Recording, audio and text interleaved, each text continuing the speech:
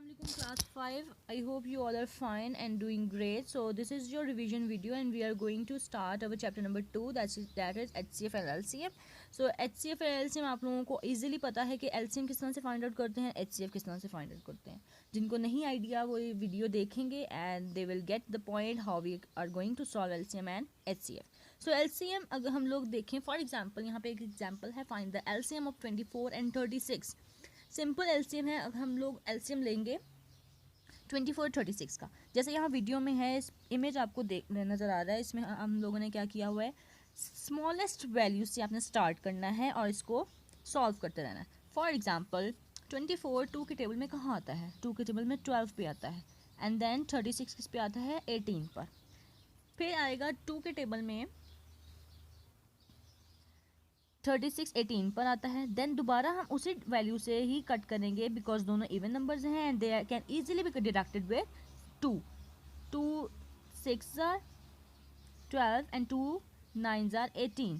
अब 2 के टेबल में 9 तो नहीं आता है लेकिन 6 आता है. तो हम क्या करेंगे, एक ऐसी वैल्यू लेंगे जो 6 में भी आए और 9 भी आए. तो हम लोग 3 से इसको डिडक्ट करेंगे. 3 2 आर 6 एंड 3 3 आर 9. 2 और 3 मज़ीद आगे कट नहीं हो सकता, तो हम सिंपल क्या कर देंगे, 2 1 आर एंड 2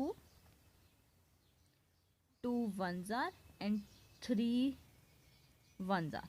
तो ये जो एलसीएम में क्या होता है, जो आपके एंड के यहाँ पे सारे जितने फैक्टर्स बच जाते हैं इन सबको कलेक्टिवली मल्टीप्लाई कर देते हैं so that we can get the LCM of that value. तो इसका एलसीएम इन 24 36 का एलसीएम क्या आया है, 72. थोड़ा सा डिफरेंस होता है HCF, that is highest common factor. हम लोगों ने हाईएस्ट वैल्यू निकालनी होती है. डिफरेंस इसमें ये होता है, सिंपल सॉल्व हम वैसे ही करते हैं. अब यहाँ पर चूँकि 24 36 को इकट्ठा किया हुआ है, लेकिन यहाँ आप लोगों ने क्या करना है, HCF में 24 और 36 को सेपरेटली सॉल्व करना है. तो जो कॉमन आएगा, जैसे फॉर एग्जाम्पल 2 यहाँ पर 2 दफ़ा आ रहा है तो हम इसको एक ही कंसिडर करेंगे.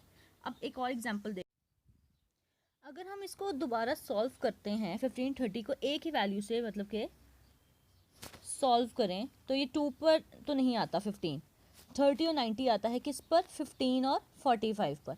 ऐसे ही 15 15 और 45 किस वैल्यू पे आता है, 3 पर. 3 5 are 15 and 3 5 are 15 and 3 15s are 45. अब 5 5 15 3 किस पे आते हैं, 5 पर. 5 1s are 5 1s are and 5 3s are and n पर 3 बचा, इट मीन्स 3 1s are 3. तो इसका एलसीएम किस तरह से लेंगे, एलसीएम हम इस तरह से लेंगे कि जो यहाँ पर जितनी वैल्यूज बचेंगी इन सबको कलेक्टिवली मल्टीप्लाई कर देंगे so that you can get LCM of that value. लेकिन HCF क्या कहता है, ये कहते हैं कि हमने हाईएस्ट कॉमन फैक्टर निकालना है. तो यहाँ पे कॉमन क्या आ रहा है, 2 दफ़ा क्या आ रहा है, 3. हम इस 2 दफ़ा 3 को कंसिडर 1 करेंगे, यानी एक ही वैल्यू कंसिडर करेंगे, दैट इज़ 3. और जो बाकी की वैल्यूज़ होंगी हम इसको साथ मल्टीप्लाई कर देंगे तो हमारे पास हाईएस्ट कॉमन फैक्टर आ जाएगा. जो कॉमन वैल्यूज़ होंगी, अब जैसे फॉर एग्जांपल ये एग्जांपल है 16 24 36 और 54. सिंपल हम इसका एलसीएम लेंगे. अब लोएस्ट कॉमन फैक्टर है, हमने फाइंड आउट किया 16 24 और 36 एंड 54 का. हमने सबको स्मॉल वैल्यू से स्टार्ट किया तो हमारे पास साइड पे ये वैल्यूज आ गए.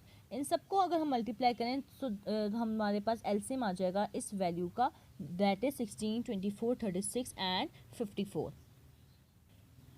Okay, so open exercise 2A. Simple questions हैं, हम लोगों ने किस तरह से डिविजिबल कर सकते हैं हम 2 3 को, किस तरह से हम एलसीएम और HCF फाइंड आउट कर सकते हैं. ऑब्जेक्टिव है ये आपने अपनी बुक्स पर सॉल्व करना है.